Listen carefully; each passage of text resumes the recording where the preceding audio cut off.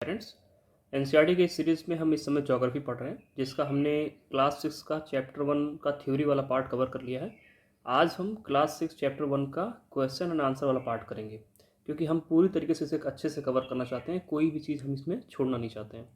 तो in case अगर आपने थ्योरी वाला पार्ट नहीं कवर किया है तो पहले आप थ्योरी वाले पार्ट वाला वीडियो देख लें and then you come to this video.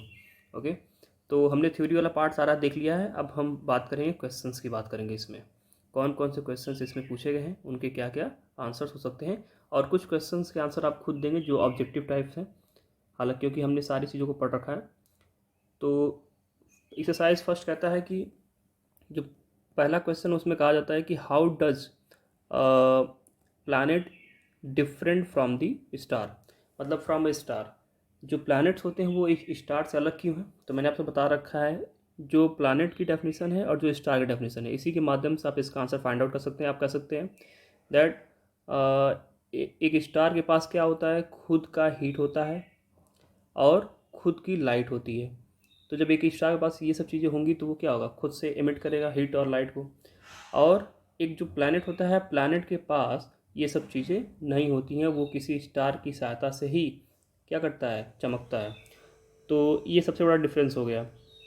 Size में भी डिफरेंस होता है। जो स्टार होते हैं वो काफ़ी बड़े होते हैं साइज़ में, प्लैनेट्स जो होते हैं वो छोटे होते हैं कंपेरेटिवली। तो सबसे मेजर जो डिफरेंस है कि इनके पास खुद का अपना हीट और लाइट होता है और प्लैनेट के पास नहीं होता है। This is the major difference. Okay, the second question is what is mean by the solar system. Solar system का मतलब क्या है। तो सोलर सिस्टम का मतलब है एक सन है और हमारे 8 प्लैनेट हैं और उसके साथ साथ सैटेलाइट्स हैं ढेर सारे, एंड देन एस्टेरॉइड्स हैं, मीटेराइड्स हैं। ये चीज़ें मिल करके क्या करते हैं, सोलर सिस्टम बनाते हैं, जिसमें कि सन क्या है, हेड के तौर पे इनका यहाँ पे विराजमान है। तो ये होता है solar system. Now the next question is name all the planets according to their distance from the sun. अब मैंने आपको एक फॉर्मूला बता रखा था इसके लिए, that my very efficient mother just served us nuts. तो M का मतलब हो गया मरकरी, V का मतलब हो गया वीनस, E का मतलब हो गया अर्थ, M का मतलब हो गया मार्स, J का अर्थ Jupiter, S means Saturn, U means Uranus, N means Neptune. तो इसके माध्यम से आप ये देख सकते हैं कि ये सारे जो है ना एक क्रम में है। ये सन है तो इस सन से एक क्रम में जो डिस्टेंस इन सब की बनती है उस अनुसार इनको बैठाया गया है। तो आप इस यहाँ से आपको ये पता चल सकता है कि कौन सा प्लैनेट पहले आ रहा है। तो आप देख रहे हैं M सबसे पहले है, मरकरी सबसे पहले आएगा, एंड नट्स जो कि नेपच्यून है ये सबसे लास्ट में आएगा। तो इसके अकॉर्डिंग आप इसे सेट कर सकते हैं कि कह रहा है क्वेश्चन में name all the planets according to their distance from the sun. तो पहले मरकरी है, then Venus, then Earth, then Mars, then Jupiter, then Saturn, then Uranus, then Neptune. Okay, so ये भी हमने देख लिया। और अब जो नेक्स्ट क्वेश्चन है वो कहता है कि why is the earth called a unique planet. तो इसके बारे में हमने पढ़ा था अपने थ्योरी वाले पार्ट में।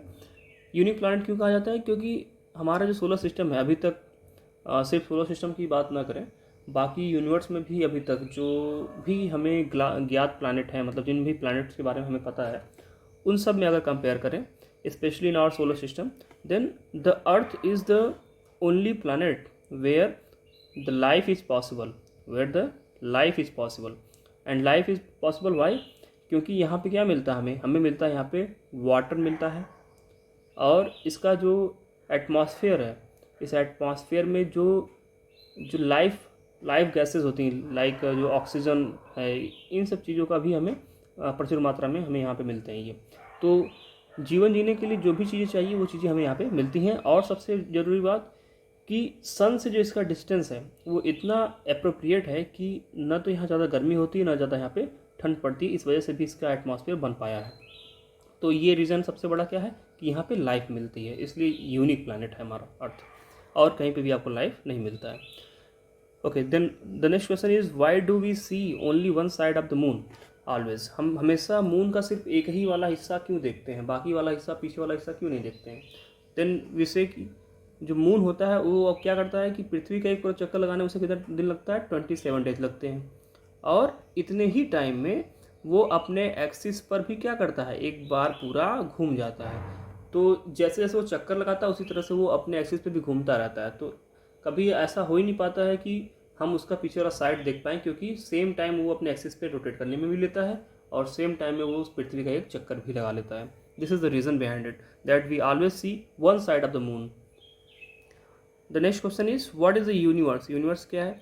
Then we can say universe is made of galaxies और galaxies are made of solar systems and it is very big and it consist billions of stars. Okay, ये चीज़ हम यहाँ पे कह सकते हैं। बहुत ही सिंपल सा क्वेश्चन है। नाउ ये तो हमने देख लिया जो छोटे छोटे एक्सरसाइजेस थे और बहुत ही ईजी थे क्योंकि हमने चैप्टर अच्छे से कवर किया हुआ है। नाउ द नेक्स्ट क्वेश्चन जो कि आप सब इसमें अपना आंसर करेंगे, तो आपको कमेंट बॉक्स में जाना है और बताना है कि जो ए का है उसमें कौन सा सही है। ए का फर्स्ट सही है, ए का सेकंड सही है, या ए का थर्ड सही है। The question is the planet known as the earth twin, मतलब पृथ्वी की जुड़वा बहन किसे कहा जाता है। ये क्वेश्चन भी हमने पढ़ रखा है। अब आपको इसमें से टिक करना है, अब बताना है कमेंट बॉक्स में कि कौन सा है। क्या ये ऑप्शन 1 है, 2 है, 3 है। तो ऐसे आपको करके ए का 1 या फिर ए का 2 कर देना है या फिर ए का 3 करके आपको ऐसे कमेंट बॉक्स में आंसर करना है। And then which is the third nearest planet to the sun. ये तो आप उससे निकाल सकते हैं बिल्कुल, my very efficient mother just served us nut, उसके माध्यम से भी आप इसे निकाल सकते हैं। And then all the planets move around the sun in a which path.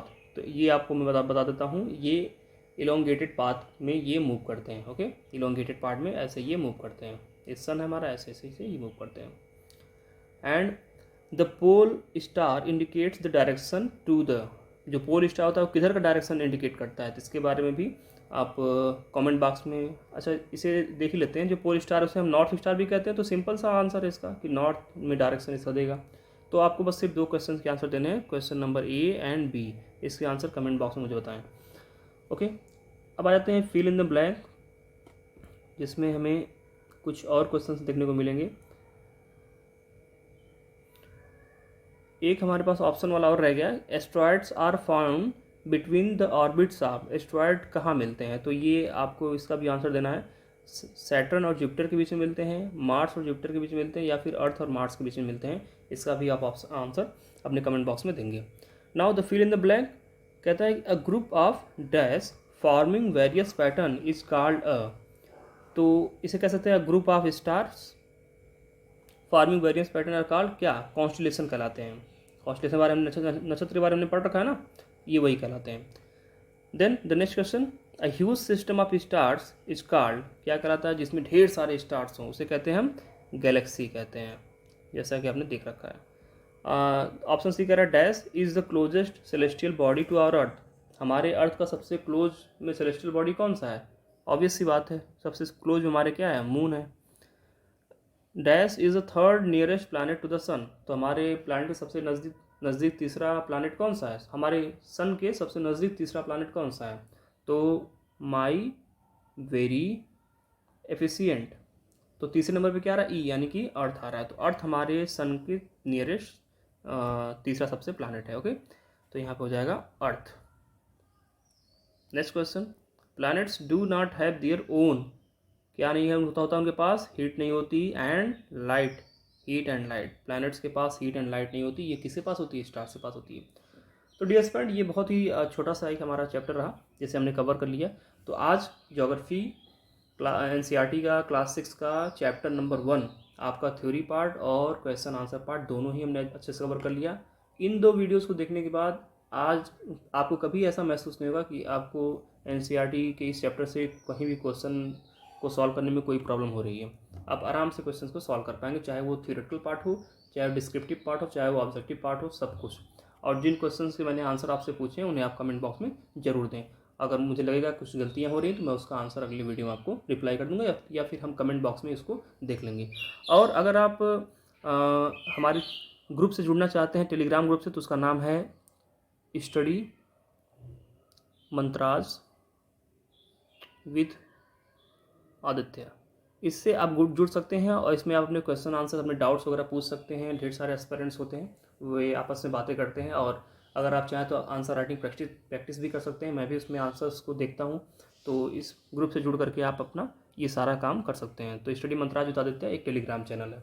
Okay, इसके साथ एक चैनल और है जिसका नाम है चांसले ये भी एक टेलीग्राम चैनल है, लेकिन ये एक चैनल है, इसमें आप मैसेज नहीं कर सकते हैं, लेकिन जो भी इन्फॉर्मेशन वगैरह डाली जाती है उसको आप यहाँ से गेन कर सकते हैं। तो आप चांसले और स्टडी मंत्राज आदित्य दोनों को ज्वाइन कर सकते हैं। तो डियर स्टूडेंट, ये रहा हमारा आज का वीडियो। आई होप कि आपको वीडियो पसंद आएगा। इसके बाद मिलते हैं अपने अगले वीडियो में, तब तक के लिए नमस्कार।